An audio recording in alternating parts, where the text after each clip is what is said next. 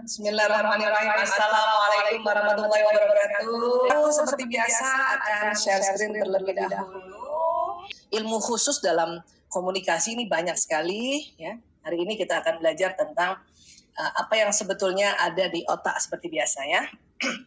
Waktu itu kita sudah bicara ini saya ulas sebentar ya sedikit karena mungkin ada yang baru bergabung, nanti takut tiba-tiba langsung law of connection, nanti bingung ya. Baik, inilah yang kita sudah pelajari tentang watak, kemudian tentang hasratnya, kemudian tentang apa cara berpikirnya, ya, di mana sanguinis itu selalu siapa di otaknya. Jadi pertanyaan pertama siapa gitu ya, kemudian koleris apa, kemudian flegmatis bagaimana, dan melankolis mengapa atau kenapa. Karena watak kita dua, yang watak dasar, maka ya kita gabungkan gitu. Misalnya Mbak Lora, sanguinis koleris, berarti Mbak Lora selalu bertanya di kepalanya, siapa dan apa? Siapa dan apa tujuannya? Siapa dia? Apa tujuannya? Gitu ya. Kalau misalnya ada yang flegmatis melankolis, ya bagaimana dan kenapa? Kalau Mbak Vidi, karena koleris melankolis ya Mbak ya, apa dan kenapa? Gitu. Dia selalu berpikir untuk itu. Maka ya untuk beradaptasi dengan orang-orang yang kita sudah bisa deteksi wataknya, yang pertama kita lihat hasrat, dan kedua apa sih pola dia cara berpikirnya, ya cara berpikirnya, oke? Dan tentu ini tentang bahasa kasih juga kita mudah-mudahan grup MBS dan grup hari ini juga mungkin hadir sahabat-sahabat MEMT 1 ya, alhamdulillah. Tentu bahasa kasih dan ini semua sudah sangat paham ya, insya Allah ya. Dan saya yakin juga sudah diterapkan ya. Dan ada satu bahasa hadiah, nah ini hadiah kadang-kadang ada di sanguinis, ada di koleris, ada di flegmatis, tetapi memang paling banyaknya di melankolis. Baik, nah berikutnya kita akan belajar gaya komunikasi. Jadi gaya komunikasi seseorang ini berbeda dengan pasangan, anak-anak, juga mitra lainnya. Jadi dengan mengenal gaya komunikasi diri sendiri dan orang lain, kemudian berupaya, sekali lagi, berupaya untuk beradaptasi, kalau bahasa NLP mengkalibrasi, gitu ya, maka kita bisa menciptakan hubungan yang bersahabat dan meningkatkan tali hubungan hablum minan nas. Ya.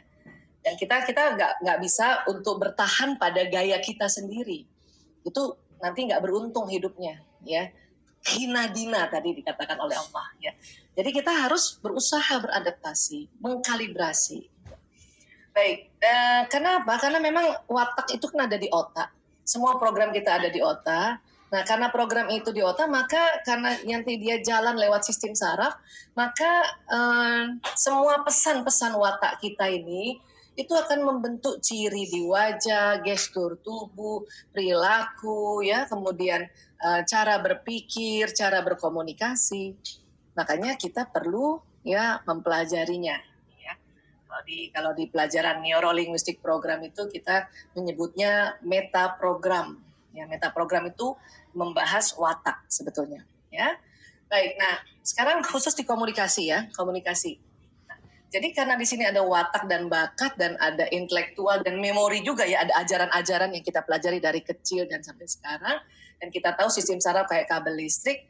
Maka gaya komunikasi itu ternyata ada 4 ya. 1 gaya komunikasi visual istilahnya ya, kemudian gaya komunikasi auditori, gaya komunikasi kinestetik, dan satu lagi digital ya, digital. Ini pengembangan dari ilmu NLP ya. Kalau NLP itu kan ada 5, apa yang ditangkap lewat panca indera itu ada 5 ya. Mata, telinga, ya, hidung, mulut, dan gerakan kinestetik. Tetapi komunikasi itu kita bagi 4 besar. Ini sebagaimana watak yang dibagi 4 besar yang tadi kita sudah lihat ya. Visual, auditori, kinestetik, digital. Oke. Nah, sekarang jadi visual itu meliputi ini ya, look, picture, see, imagine, clear ya. Auditory, sound, hear, tell me, resonate, ideas ya. Kinestetik, feel, touch, comfortable, connect, dan fits ya. Digital yaitu make sense, think, thought, process, logical, order ya. Jadi ini 4 besar ini sebetulnya dia termanifest dari jenis watak ya. Oke, sekarang visual ya. Kita sekalian ngecek ya, teman-teman yang mana nih gaya komunikasi utamanya, oke? Ya. Visual itu memandang segala sesuatu sebagai bentuk gambar, ya. Kemudian mengingat dengan menciptakan gambaran-gambaran visual di dalam pikiran mereka. Kemudian belajarnya lebih cepat, ya.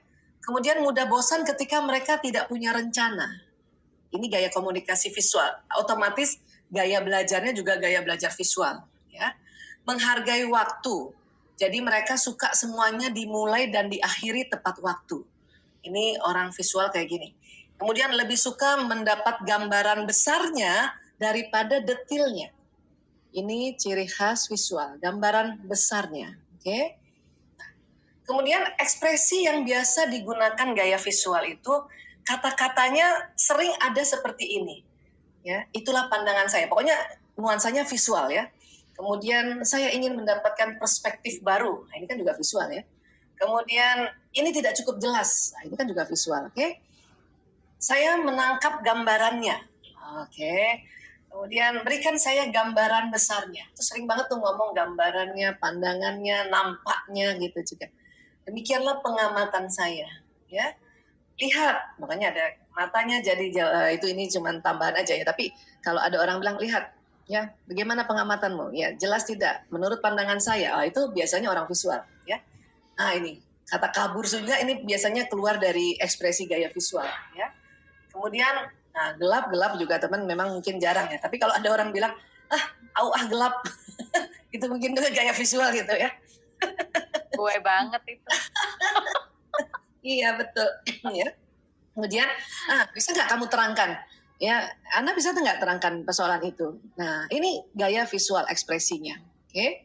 Nah, kemudian kita lihat kata-kata sambutan dan perpisahan yang biasa digunakan gaya visual. Ya. Kata sambutannya itu gini. Ya, saya senang lihat kamu lagi, misalnya gitu ya. Hai, Mbak Lora. Senang banget lihat Mbak Lora lagi, misalnya gitu ya. Kemudian, kamu tampak luar biasa, gitu. Atau, wah, lama nggak kelihatan. Rupanya tuh setiap kalimat-kalimat sambutan dan nanti perpisahan itu menunjukkan gaya komunikasi. Nanti perhatikan mulai sekarang ya. Nah, ini sambutan kayak gini. Jadi dia yang visual itu selalu ada kaitannya visual, penglihatan. Ya. Terus kalau nanti perpisahannya sampai jumpa lagi ya, gitu. Sampai jumpa lagi. Nah, itu gaya visual tuh. Ya, sampai ketemu lagi.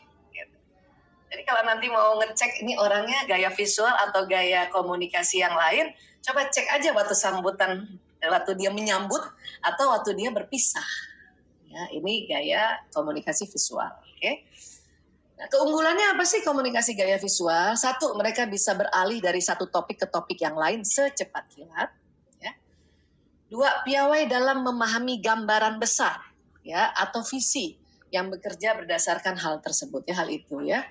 Kemudian pengelolaan waktu yang hebat ini orang gaya visual mau cepat mau tepat kan gitu ya. Kemudian ahli dalam mencetuskan gagasan-gagasan gambaran besar atau visi masa depan. Gambaran besar ya, sekali lagi gambaran besar bukan detail. Ya, kalau kita sering ngomongnya kayak gitu gambaran besar, itu berarti kemungkinan besar kita nih gaya visual. Ya. Tapi ada kesulitannya nih, ya gaya visual. Kesulitannya buat orang lain itu adalah mereka menjadi kaku dan tidak luwes ketika menghadapi perubahan penjadwalan. Karena gaya visual itu pokoknya, banyak pokoknya. Ya, mereka menjadi tidak sabar ketika mendengarkan. Ingat, mendengarkan perincian, mendengarkan. Visual kan mata ya. Ini kalau mendengarkan berarti telinga, karena saraf telinganya tidak sekuat saraf penglihatannya, maka dia nggak sabar kalau mendengarkan, apalagi terlalu detail mendengarkan perincian. Ya. Mereka juga cenderung melewatkan perincian. Ya. Jadi jangankan pendengaran, gambaran perinci aja, mereka nggak terlalu suka. Ya, pokoknya mau yang gambaran besar aja lah. Ya. Kemudian mereka bisa menjadi tidak sabar dengan orang lain, mereka cenderung membuat orang lain dan diri mereka sendiri menjadi terburu-buru. Pokoknya udah mulai paham ya, siapa yang suka keburu-buru, itu mungkin gaya visual ya. Dan visual, ya. Bagaimana cara membangun hubungan baik kalau pasangan kita visual atau anak kita gaya komunikasinya visual dan mitra kita visual gitu ya. Cara bangun hubungan baiknya gimana gitu. Satu, memberikan sebuah agenda yang jelas, ya, yang jelas saja, nggak usah terlalu detail tapi jelas, ya. Saya mau ajak kamu makan untuk bicara soal acara perpisahan, atau acara pernikahan, atau gitu aja, nggak usah detail, ya. Kemudian kalau bikin rapat atau pertemuan dengan orang gaya komunikasi visual, singkat saja. Ya, nggak usah, singkat aja. Dan kalau perlu dikasih tahu ya, kita akan meeting 30 menit, oke? Nah, itu asik tuh orang gaya visual. Senang yang kayak gitu dia. Ya. Terus menghargai waktu-waktu mulai dan selesai. Jadi sebisanya tidak diundur-undur gitu. Ya orang lain nggak datang, misalnya mau rapat, mau ada acara, orang lain nggak datang, sudah maju aja duluan gitu ya. Nah, ini visual.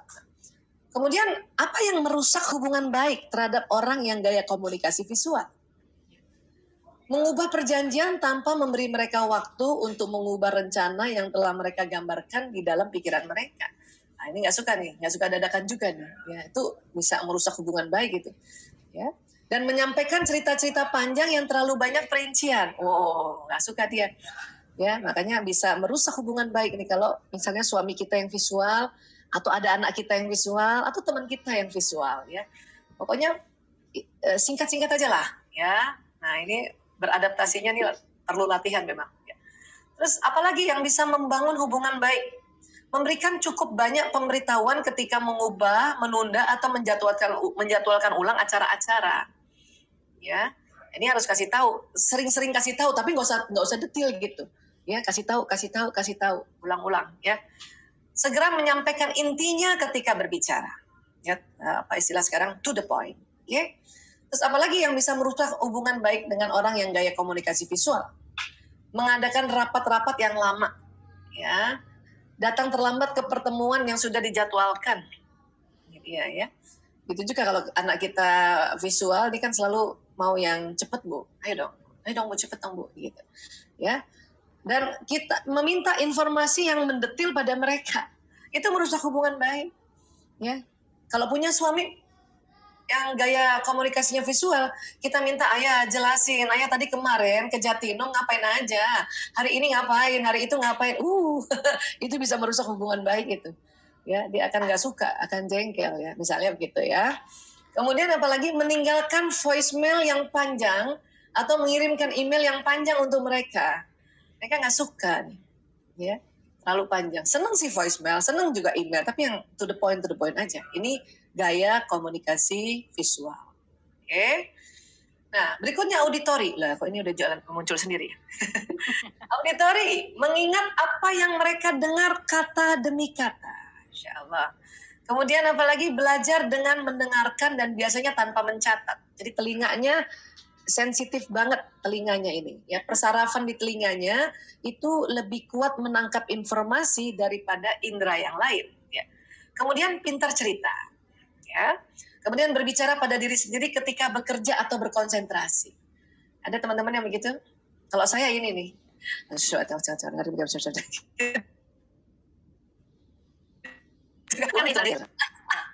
Sama ya. 2 tambah 2, 4 kali 3, 12.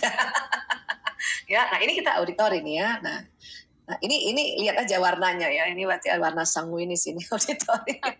Kalau visual tadi warna koleris ya. Baik, kemudian ekspresi yang biasa digunakan gaya auditori. Katakan sekali lagi, pokoknya ada kaitannya sama bunyi atau dengan kalimat ya. Kemudian mencicit seperti tikus. Orang itu mencicit, wow, itu jarang ya pakai gini ya. Nada bicaranya serius banget, serius sekali. Ini biasanya orang auditori kalau ngomong banyak gininya. Simaklah uraiannya, Masya Allah. Terus ya program itu sudah dicanangkan. Nah, kemudian itu klop buat saya. Nah, ya. Kemudian ucapannya nggak enak nih telinga saya. Gitu. Bukan tulisannya ya, tapi ucapannya gitu. Ya. Waduh, dia menyuarakan pendapatnya. Terus ya masalah itu nggak usah digembar-gemborkan. Ya. Aduh, sudahlah, jangan diributkan lagi. Nah, ini gaya auditori. Pokoknya kalimatnya, coba perhatikan. Dia pasti masalahnya atau kaitannya dengan pendengaran, dengan auditori. Ya. Kemudian gaya kata-kata sambutan dan perpisahan yang biasa digunakan. Gaya auditori, kata sambutannya, saya senang kamu nelpon gitu ya. Hai Mbak Laura, aduh seneng banget kamu menelpon aku. Vera Mbak. Oh, Vera. Ya benar. Senang bicara dengan Anda. Kalau ada orang yang ngomong gitu, aduh senang banget bicara sama kamu. Nah, itu berarti dianya yang auditori. Ya. Aduh, ya. Atau saya menelepon untuk menyampaikan bahwa pokoknya ada kaitannya sama telinga ya.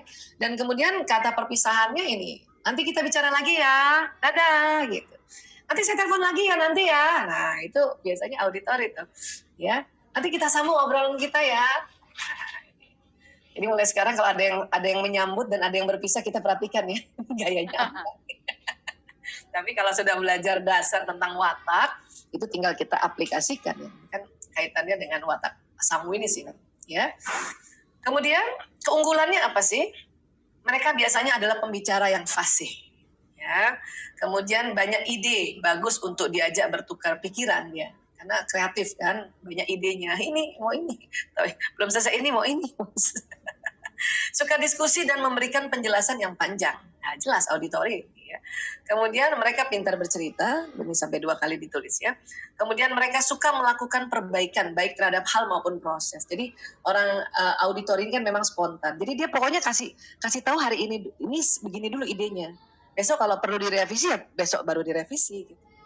Jadi nggak usah lama-lama, nggak usah dipikirin dulu baru dikerjakan. Pokoknya kerjain aja dulu, nanti kalau ada yang salah kita revisi. Nah, gitu maksud dari mereka suka melakukan perbaikan. Sambil jalan ya Mbak Isa? Yes, sambil jalan. Itu bahasa populernya ya. Baik, kemudian kesulitannya apa? Cenderung berterus terang dan tampak terlalu apa adanya. Nah ini hati-hati nih. Ini bikin kesel orang lain nih. Ya. Apalagi nanti ini tambah yang visual. Nah, ya. Kemudian mereka memberikan pendapat yang keras baik diminta ataupun tidak. Jadi memang gaya bicaranya kelihatan keras gitu. Ya, ini menyulitkan orang lain jadinya. Jadi orang lain udah takut duluan. Ya. Kemudian cepat marah apabila merasa tidak didengarkan. Nah, ini harus kita paham nih ya. Kalau kita punya anak yang auditori, maka ya kalau dia ngomong kita harus dengerin tuh. Ya.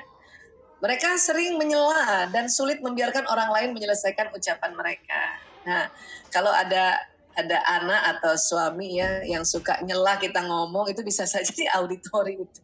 Atau kalau kita yang auditori, kalau kita sudah tahu ini menyulitkan orang, ya kalau kita menyela gitu ya, maka kita tahan untuk tidak menyela.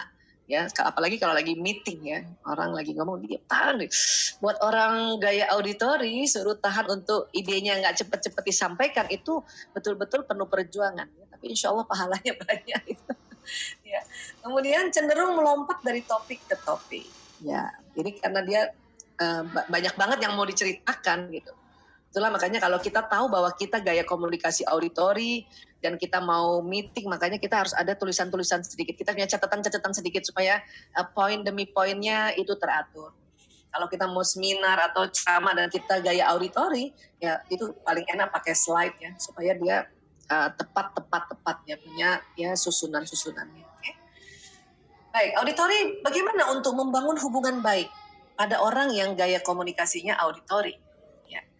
Tentu coba tanya tentang diri mereka. Oh, bisa cerita tuh panjang tuh. Ya, tapi itu untuk membuat hubungan baik itu harusnya, ya. Begitu juga buat suami, buat anak kalau kita tahu dia gaya komunikasinya auditori ya. Dan dia udah datang, nah kita lihat lagi ya, dia laki apa enggak nih. Kalau anak laki-laki ya diamkan dulu 10 menit. Setelah 10 menit tanya, gimana nak hari ini nak, kamu nak? Tadi gimana nak pasienmu nak? Misalnya gitu ya, karena Mas Lana auditori soalnya. Ya. Kemudian tidak menekan mereka. Ini kalau mau membangun hubungan baik, nggak menekan mereka. Ya. Kemudian membantu mereka tetap pada topik. Kalau nanti udah cerita kemana, kita ikut aja. Terus nanti kita bisa bilang, ayo kembali ke laptop. Iya, karena memang auditori ini dia senang sekali bercerita, apalagi informasi yang dia punya kan banyak dia akan cerita. Terus merusak hubungan baik, gimana orang merusak hubungan baik dengan auditori ini? Melakukan hal lain ketika mereka berbicara pada Anda. Kalau punya suami, gayanya auditori, dia lagi ngomong terus kita juga pegang gadget, marah itu dia. Ya, walaupun kita nggak tatap matanya ya, paling nggak kita nggak pegang apa-apa. Saya kalau suami Mas Pri kan juga ada gaya auditorinya juga. Kalau dia udah ngomong, saya langsung taruh itu laptop dan tangan kalau perlu dikedepanin gitu. Jadi dia lihat. Walaupun kita nggak tatap matanya terus ya, kita sambil lihat sekali, terus sambil cantik-cantik gitu lihat ke bawah, terus lihat lagi. Ini harus kita sadari bahwa memang beginilah hablum minannas yang ingin kita jalin. Nggak boleh kita merasa ini gue emang kayak gini orangnya. Nggak bisa kayak gitu. Ya. Baik, kemudian ya pada saat dia cerita kita terlalu menyela dia atau kita menginterupsi dia kita akan rusak hubungan baiknya. Biarkan dia cerita walaupun nanti kita kira-kira dia ada koma ya. Jadi kembali ke sini nih Mas. Nah, boleh kayak gitu ya. Meninggikan suara Anda saat berbicara pada mereka. Ya, itu merusak hubungan baik. Padahal orang gaya auditori ngomongnya cukup tinggi juga. Cuman kalau orang lain yang tinggi dia tersinggung. Ya. Baik, kemudian apa lagi dalam membangun hubungan baik, ya.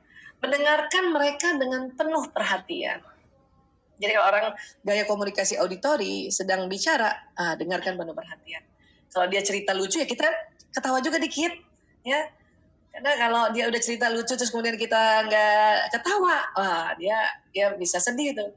Punya suami suka cerita lucu, kadang-kadang garing. Kita nggak ketawa, dia langsung sensi. Allahu Akbar. Ya udah ketawa aja, nanti dalam hati apa tadi lucunya ya. Dipikirin lagi ntar. Ya. Mengulang kata-kata pada mereka, ya ini bagus untuk membangun hubungan baik. Ya. Kemudian mengatakan pada mereka bahwa Anda mendengarkan mereka. Aku dengar kok ayah, gitu. Ya, ayah aku dengar kamu kok. Ya. Ayah, Mas, waktu itu aku dengar kamu bilang gini. Nah itu seneng dia. Ya, untuk membangun hubungan baik. Oke. Kemudian kalau merusak hubungan baiknya bagaimana? Ya, berbicara dengan nada yang kasar. Rupanya dia nggak suka ya. Kemudian memburu-buru mereka ketika sedang berbicara. Dia lagi cerita, lagi mimpin rapat, suruh buru-buru. Wah kamu ntar. Atau lagi cerita biasa aja, disuruh buru-buru. Wah ini bisa merusak hubungan baik nih. Kemudian menggunakan kata-kata dengan sembarangan atau salah mengeja. Dia marah tuh kalau kita menggunakan kata-kata sembarangan atau salah mengeja. Ini yang merusak hubungan baik kalau lawan bicara kita adalah gaya komunikasi auditori. Tapi yang merasa gaya komunikasinya auditori, mulailah kita pahami nih. Supaya nggak usah terlalu baper ya, supaya terlalu sensitif. Baik, nah sekarang kinestetik ya biasanya bicara tenang. Kemudian paling mudah belajar dengan melakukan. Dia mengerjakannya.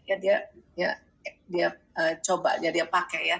Atau apa istilahnya kalau ada anak sekolah di role play-nya ya. Kemudian membutuhkan waktu untuk merasakan dengan cara mereka terhadap informasi baru. Kinestetik ini nampaknya bergerak, nampaknya juga dia mengandalkan perasaan kinestetik. Ya. Kemudian memiliki kecenderungan menyentuh tulisan, benda atau orang. Jadi kalau misalnya ada teman kita, kalau ngomong pasti dia rasanya mau peluk gitu, mau pegang gitu ya, atau nyentuh bahu, itu biasanya komunikasi kinestetik. Dan lagi pandemi kayak gini disuruh jaga jarak, itu gemes banget, pengen menyentuh sesuatu gitu, tapi nggak bisa kan karena pandemi kayak gini ya. Kemudian ekspresi yang biasa digunakan gaya kinestetik adalah, ayo kita sentuh persoalan ini. Kalimatnya suka muncul begitu ya, rasanya cocok dengan saya, cocok tuh, udah cocok tuh. Cocok, pokoknya banyak banget kata-kata cocoknya, itu dia kinestetik tuh. Ya cocok tuh. Nah gitu. Ya menjadi nyaman dengan misalnya gitu. Ada kata nyaman, sentuh, cocok ya. Saya mulai menangkap maksudnya. Ya, saya mulai menangkap maksudnya ya gitu. Kemudian tuntun. Kata tuntun juga sering pada gaya kinestetik ya. Tuntun saya untuk menempuh proses ini ya. Kemudian sekarang semua itu berada dalam genggaman saya. Ini kan kelihatan ya, dia ada gerakan dan ada rasa di sini ya. Saya selalu tersandung dalam hal ini. Aduh, saya tersandung terus dalam hal ini. Kemudian dia menyuarakan pendapatnya.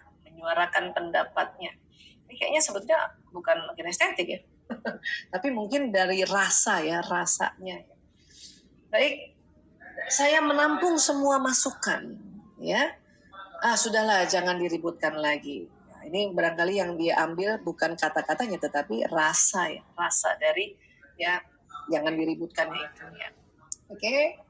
Baik, kemudian kata-kata sambutan dan perpisahan yang bisa digunakan gaya kinestetik.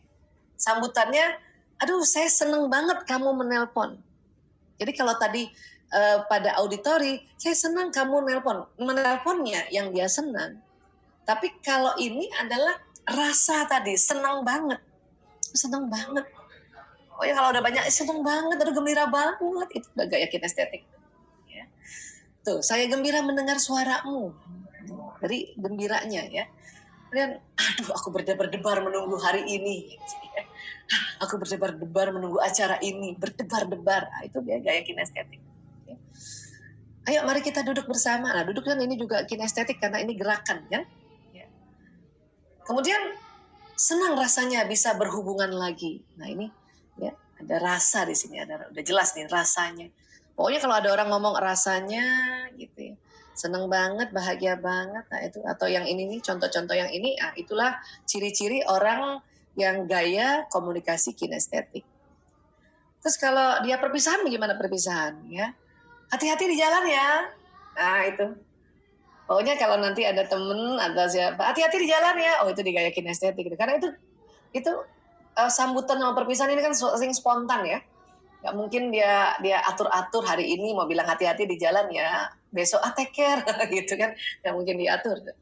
Kemudian peluk cium, itu juga orang kinestetik juga tuh peluk cium. Ya. Kemudian apa? Senang berhubungan dengan kamu. Nah ini juga kinestetik. Ya. Kemudian saya akan segera menghubungi Anda. Segera menghubungi Anda. Kalau saya nanti telepon kamu ya, itu auditory. Saya akan segera menghubungi Anda. Nah, ini kinestetik. Ya. Salam untuk keluarga ya. Hati-hati di jalan. Salam untuk keluarga. Kinestetik banget. Itu kayak gitu sebetulnya ya. Baik. Dan keunggulan komunikasi gaya kinestetik apa? Mereka pandai dalam membangun hubungan. Ya. Makanya tadi banyak hubungan-hubungan. Saya menghubungi kamu. Ya. Mereka sangat setia ya kinestetik. Kemudian mereka menyayangi dan mendukung. Ya. Mereka kuat melakukan hal yang monoton. Pekerjaan yang monoton, ngajar ya termasuk tuh orang-orang kinestetik tuh kuat ngajar. Yang dibicarakan kan hampir sama, tapi karena audiensnya beda kita ulang lagi itu namanya pekerjaan monoton ya. Kerja sebagai kalau di kantor ya sebagai pegawai kerjaannya monoton itu aja, itu juga yang namanya monoton ya. Baik. Kemudian mereka adalah pemain tim yang hebat. Ya, mereka kalau bertim karena memang gaya komunikasi kinestetik pandai membangun hubungan itu dia yang nanti ya membangun hubungan antara orang satu ini dengan yang teman satu lagi. Ini gaya kinestetik. Oke. Kemudian kesulitannya apa komunikasi gaya kinestetik? Kalau ada diri kita yang kinestetik itu nyulitin orang gitu ya.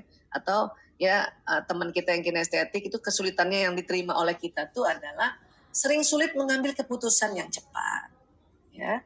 Kemudian kewalahan bila dihadapkan dengan terlalu banyak pilihan. Ini kesulitannya nih. Ya, beda sama visual tadi ya. Kemudian mereka bisa sangat bimbang dalam mengambil keputusan. Ya. Kemudian mereka membutuhkan lebih banyak waktu dalam menyelesaikan tugas. Nah, ini yang kinestetik. Ini kira-kira apa nih? Watak apa yang kinestetik? Ya, pragmatis. Oke. Nah, kinestetik, bagaimana membangun hubungan baik dengan kinestetik? Memberikan agenda pertemuan di tempat yang nyaman. Jadi kalau ngajak orang kinestetik, yang gaya kinestetik, cari tempat yang nyaman. Sambil ngopi, sambil makan pisang goreng, pokoknya tempat nyaman. Ya. Terus, peka terhadap kebutuhan mereka untuk nyaman dalam lingkungan fisik mereka. Ya. Karena orang kinestetik kan orang yang maunya rileks ya. Mau rileks, santai, maka kita harus tahu ya ini tempatnya nggak nyaman nih, terlalu banyak orang, tempatnya ya terlalu banyak asap rokok atau terlalu banyak ini itu. Nah ini ya. Memprioritaskan berhubungan dengan mereka dalam situasi kelompok agar mereka merasa disertakan. Karena orang kinestetik nggak ngeyel. Ya orang kinestetik ini komunikasinya nggak ngeyel kan. Dia selalu ya mau hubungan ini baik dan damai. Makanya kadang-kadang kalau dalam kelompok orang sering nggak memperhatikan dia. Makanya kalau kita yang bukan kinestetik dan kita punya teman kinestetik di kelompok, cobalah kita yang menegurnya duluan, menghargai dia duluan. Ya. Kemudian merusak hubungan baik dengan orang yang gaya komunikasi kinestetik, ya. Kalau dia merasa tidak dilibatkan. Orang kinestetik karena dia orang pragmatis kan dia apa-apa boleh kan? Iya boleh, iya boleh. Ya terserah. Tapi kalau nanti kita ya tidak tanya lagi tentang apa yang dia pilih, nanti dia bisa merusak hubungan baik karena dia merasa tidak dilibatkan. Kemudian disela atau ditekan ini juga, ya dia tidak suka ya. Kemudian juga menjejali mereka dengan terlalu banyak gagasan atau pilihan sekaligus. Kan tadi dia punya kesulitan ini kan adalah ya sulit untuk mengambil keputusan yang lebih dari yang banyak gitu kan. Makanya kalau ada kita punya anak, punya suami atau punya teman yang gaya komunikasinya kinestetik, kita kasih terlalu banyak pilihan sekaligus, lebih dari 2, ya itu bisa nggak enak dia nggak suka lah istilahnya, dia nggak seneng ya, jadi bisa merusak hubungan baik ya. Oh ya kalau punya keluarga, punya teman yang gaya komunikasinya kinestetik, kasih pilihan tuh kalau nggak 1 ya 2 ini gitu. Ya. Kemudian apalagi membangun hubungan baik, memberikan waktu atau tanggal mulai dan selesai untuk semua acara dan tugas. Ya dia senang tuh kalau misalnya tanggal sekian, nanti kita mulainya misalnya jam 10, nanti selesai jam 1 siang, nah dia suka ya kayak gitu. Ya. Memberi mereka waktu untuk kreativitas, bersenang-senang, bermain dan bergaul. Karena kinestetik ini memang senang bergaul, senang berhubungan, dia senang hubungan. Kemudian menawari mereka sedikit pilihan yang jelas dan sederhana. Nah ini tadi yang saya bilang. Ya, jadi pilihannya yang jelas dan sederhana gitu, nggak usah rumit. Ya, itu aja kadang pilihannya jelas ya terserah kok, terserah kamu, gitu. Ya. Dan merusak hubungan baiknya, apalagi meremehkan kontribusi intuitif dan emosional mereka terhadap sebuah rencana atau tugas. Orang kinestetik ini intuitif banget memang. Ya, feelingnya main. Nah, istilah awamnya kayak gitulah ya. Karena rasa dia. Ya. Perasaan saya nggak enak nih. Nah, misalnya selalu kayak gitu kan ya, jangan lewat situ deh. Nah, gitu. Apaan sih? Itu namanya meremehkan ya. Atau misalnya ada sebuah tugas atau rencana, dia memberikan usulan dengan menggunakan rasa ya. Perasaanku, nah kadang-kadang begitu kalimatnya ya. Nah ini kita harus hargai sebetulnya. Ya. Dan menghentikan kesenangan dan mematikan kesenangan mereka ya. Jadi kadang-kadang mereka senang nonton gitu ya. Terus kita larang atau mematikan kesenangannya, menghentikan kesenangannya, itu bisa merusak hubungan baik. Ya. Nah, ini digital ya, ini gaya komunikasi digital. Ini siapa coba yang digital ya? Nah, mengingat dengan langkah-langkah dan urutan-urutan. Ya. Terus mengolah informasi dengan cara metodis, rasional, dan logis. Nah, ya. Kemudian apa lagi? Sangat berorientasi detail. Okay. Kemudian belajar dengan mengolah hal-hal di dalam pikiran mereka. Cara belajarnya itu begitu dia. Ya. Kemudian membutuhkan waktu untuk memproses informasi baru. Mbak Laura, kira-kira kalau digital ini watak apa ya? Ini sudahlah urutan-urutan. Melankolis ya Mbak Aisyah ya Mbak. Ya, belajarnya mengolah dalam pikiran. Ya, ini jelas. Digital communication. Oke, ekspresi yang biasa digunakan gaya digital, kata demi kata. Ya, dia hampir sama juga dengan auditori tadi, tapi dia ada kata demi kata gitu. Detail kan. Ya. Kemudian memaknai hal ini. Ya. Saya akan pikirkan hal ini. Wah, jelas ya kalau ada yang bilang saya akan pikirkan hal ini. Think about it. Wah, itu gaya digital. Kemudian memusatkan perhatian pada kemudian tidak diragukan lagi, juga gaya digital. Saya tahu, kalau ada orang bilang iya saya tahu, itu sering banget komunikasi digital saya tahu. Ya kalau tadi komunikasi kinestetik ya terserah kamu, ya terserah saya, yang terserahnya ya. Kemudian menggambarkan secara detail. Kalau kamu gambarkan secara detail, wah ini bisa 2 nih, bisa kombinasi yang gaya digital dan gaya visual nih kan. Gambarkan secara detail. Ya. Kemudian aku tahu apa yang kamu maksudkan. Jadi udah aku tahu apa yang kamu maksudkan. Ya, aku tahu nih udah jelas nih. Dia gaya komunikasi digital. Ya.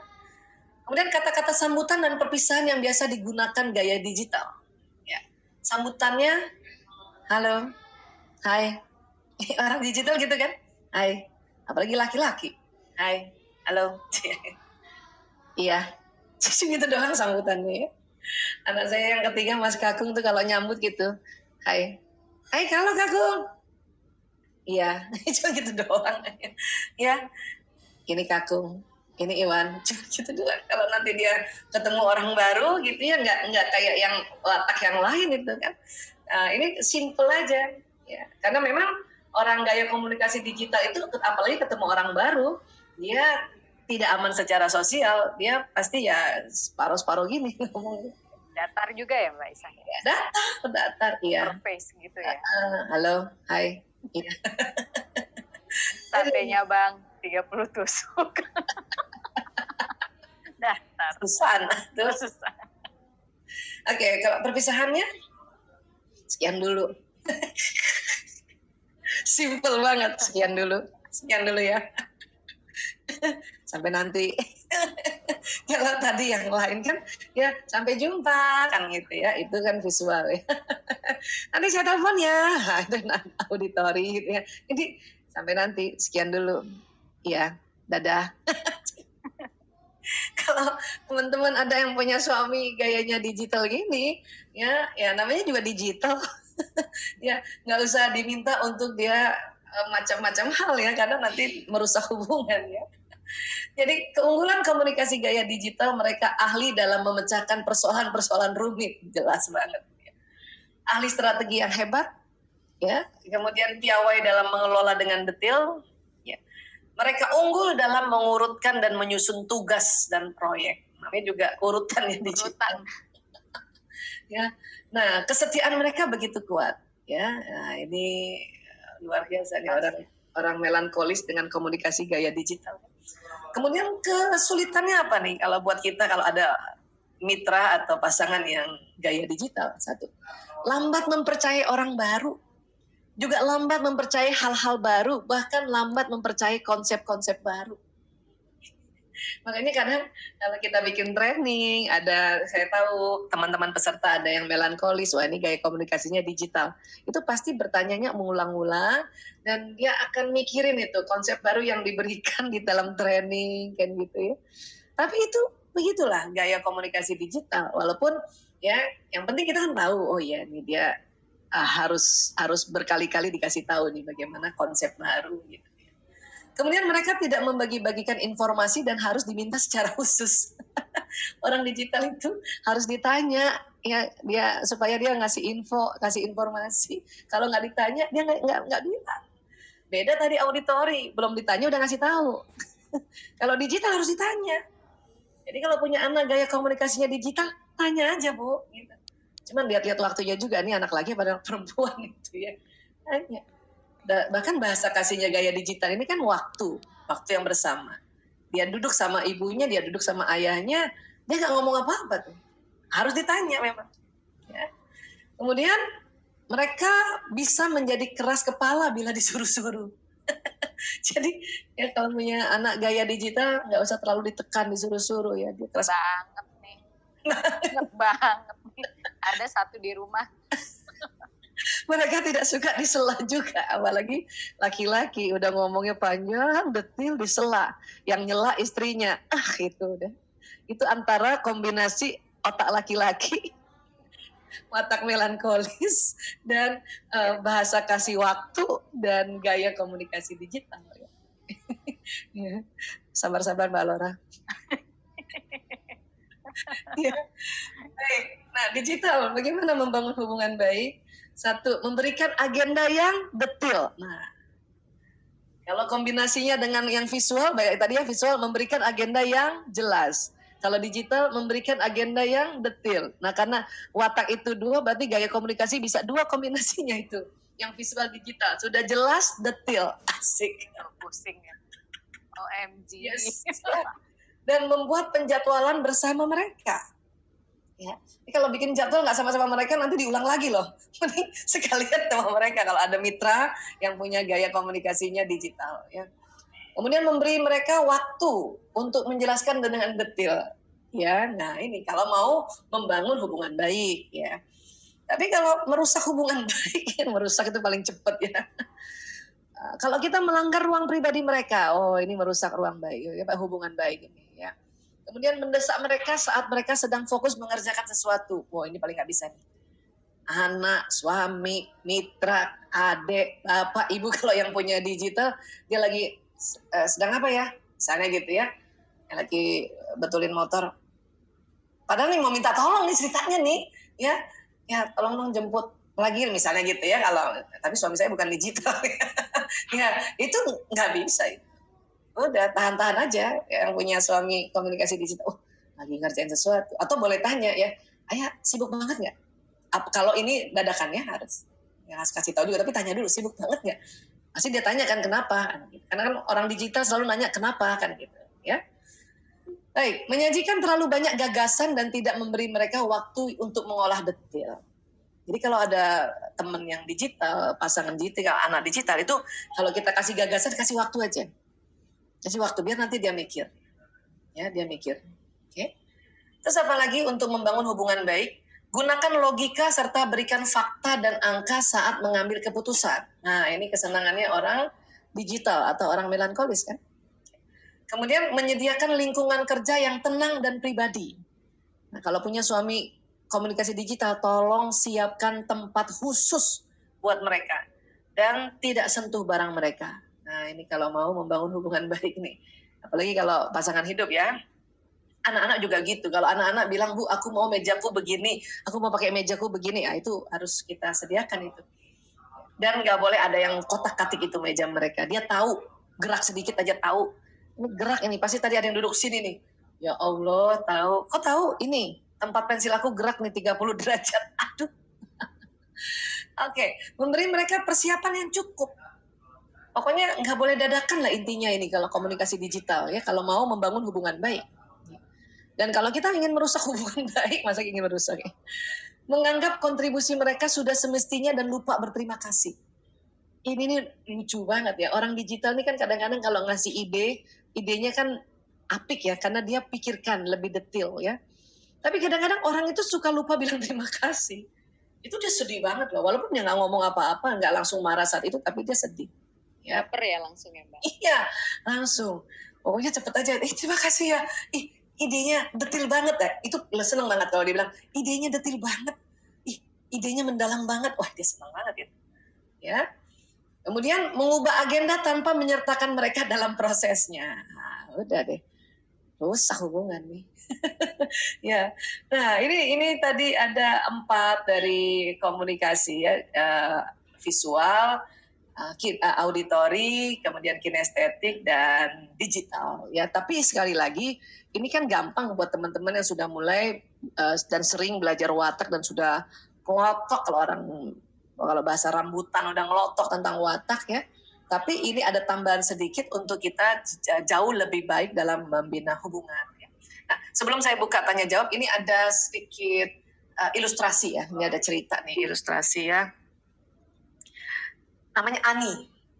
Ani, maafkan aku Ani. Sama Satria bergitar dong. Gitu. Ya. Ani ini gaya komunikasinya kinestetik. Dia merasa sangat tidak dapat membangun hubungan dengan rekan kerjanya. Ya. Rekan kerja tidak mau diajak pergi makan siang atau minum kopi bersama. Dan dia khawatir bahwa rekan kerjanya tidak menyukainya. Kan kinestetik kan? Kan senang pergi ke tempat nyaman kan? Tadi kita punya penjelasan tadi kan.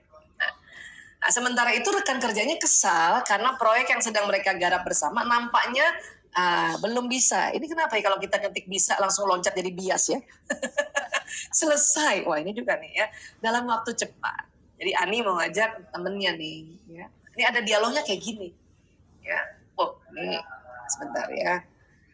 Ini kita hilangin dulu. Set kalau nggak bingung nanti. Oke.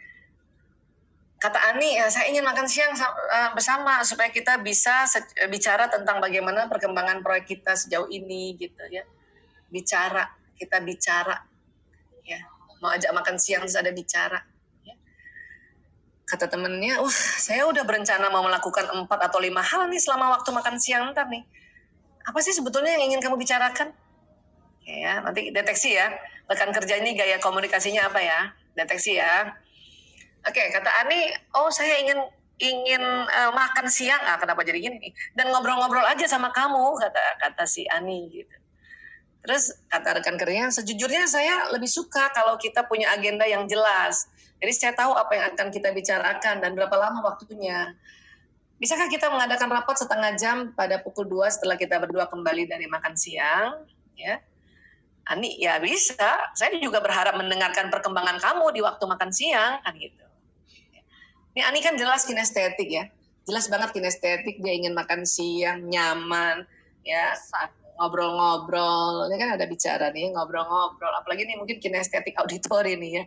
Kemudian ini udah jelas dia pengen ngobrol-ngobrol aja gitu kan. Dan tapi rekan kerjanya begini dialognya. Ini kira-kira rekan kerjanya watak apa nih kira-kira?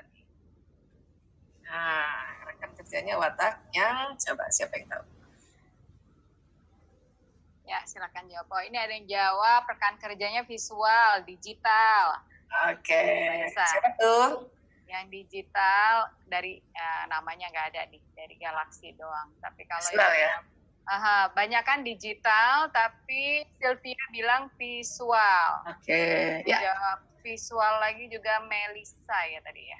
Oke. Ada digital melankolis, nah ditulis. Rekan kerjanya ya. Ada yang rekan kerja.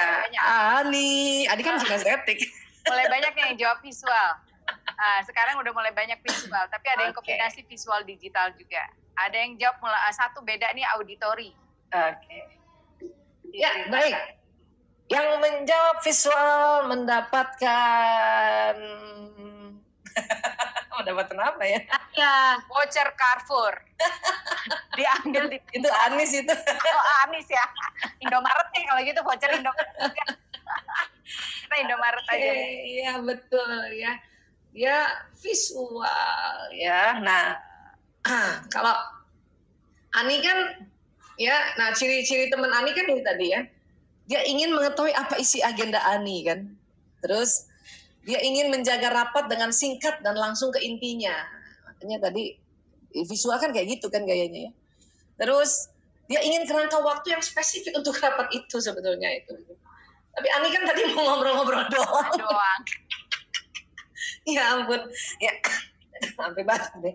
Dia tidak mau mencampurkan bisnis dan pergaulan. Gaya visual kan to the point kan. Ya. Bisa jadi misalnya kalau udah visual kemudian visual digital. Cakep banget itu ya. Oke, nah jadi gimana dong sebetulnya kalau kita kinestetik, ini contoh ya, karena saya kasih gambaran kinestetik karena ini aku banget gitu. Jadi kalau kita punya rekan kerja visual atau mitra pasangan juga visual gitu ya, ini kan antara pragmatis sama koleris nih sebetulnya ya. Sebetulnya kita bilang saya ingin mendapatkan gambaran lebih baik atas perkembangan proyek kita. Tadi Ani waktu di awal ngomong sih, cuman dia ngomongnya saya mau bicara-bicara gitu, saya mau bicara tentang proyek kita. Lah, gaya visual diajak bicara itu kan auditori. Dia nggak suka, nggak masuk di otaknya, atau kalau bahasa populernya, nggak cocok di otaknya programnya itu. Karena dia visual, kami bilang kita akan membahas gambaran, ya, visi, gambaran, ya. Nah ini. Ani sih, menurut kata Ani, tadi kan aku udah ngomong gitu. Tapi coba deh tadi ngomong, iya aku ngomong, kita akan bicara tentang perkembangan proyek kita. Bicara dengan gambaran itu sangat berbeda, kata yang berbeda, yang itu mempengaruhi gaya komunikasi, mempengaruhi otaknya orang yang kita ajak bicara. Nah ini contoh visual. Ya. Kemudian lagi, atau saya sangat menantikan untuk mengadakan rapat dengan Anda, menantikan, pokoknya jadi ada hal yang betul-betul kita ingin ketemu dia gitu. Nah, itu kan senang kan. Kalau tadi kan cuman ya ngobrol-ngobrol aja, ngobrol-ngobrol aja gitu. Ya, saya tahu Anda sibuk, jadi rapat ini akan singkat. Nah, buat orang visual itu selalu ada kata sebentar aja atau kita singkat. Ya, kalau sebentar aja kadang-kadang suka yang benar gitu. Singkat. Kalau perlu ya dari jam sekian atau berapa menit ya atau berapa jam. Nah itu ya senang yang begitu gaya visual ya. Kemudian saya tidak membutuhkan semua detailnya, berikan saja gambaran besarnya. Ingat ya, kalau dia visualnya lebih dominan atau lagi visual auditori ya, bukan visual digital, itu minta gambaran besar, katakan gitu ya. Kita makan siang, kamu ceritakan gambaran besar, nggak usah detailnya, gambaran besar. Nah, jadi gaya visual langsung karena masuk otaknya, atau istilah anak orang sekarang ya, istilah populer, masuk akalnya itu waktu diajak, dia mau itu, dia mau. Dan untuk kebutuhan Ani kan ngomong di tempat nyaman sambil ngopi itu kan cocok buat kinestetik, ya, dengan dia relax ya.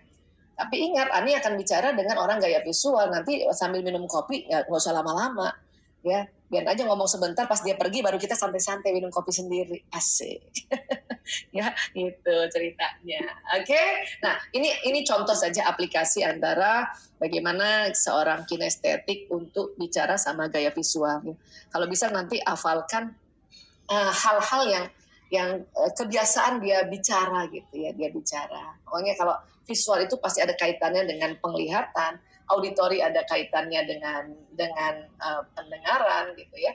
Dan kinestetik ada kaitannya dengan rasa, biasanya rasa perasaan atau gerakan, dan digital biasanya ada kaitannya dengan detail ya. Kayak gitu. Ya. Oke, saya